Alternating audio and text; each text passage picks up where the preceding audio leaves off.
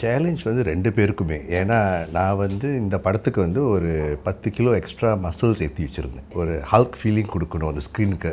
ஏன்னா அந்த role needed that. அவரும் வந்து மெனக்கெட்டு போய் வெயிட் ஏற்றிட்டு வந்தார் மேட்ச் பண்ணுறதுக்கு.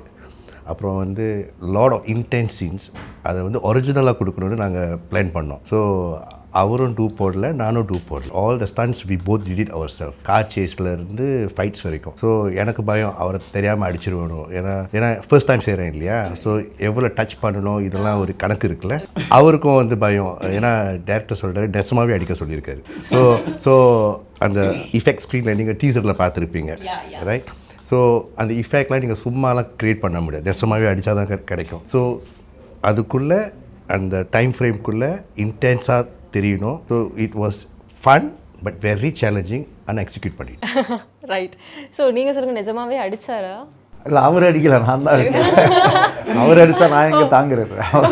பாடியை பார்த்தீங்களா இல்லையா ட்ரெய்லரில்? ஏன்னா அந்த பாடியில் அடிக்கும்போது அந்த பாடி ஷேக் வந்து தேவைப்படுது. அது வந்து ஃப்ரேம்ஸை வந்து 48 ஃப்ரேம்ஸில் வந்து அந்த பாடியோட ஷேக்கிங் தெரியணும்னா பக்கத்தில் வரைக்கும் ஆக்ஷன் பண்ணால் ஆகாது, மெதுவாக டச் பண்ணாலும் ஆகாது. அப்போ அவ்வளோ பவர்ஃபுல்லாக அடித்தா தான் ஆகும்.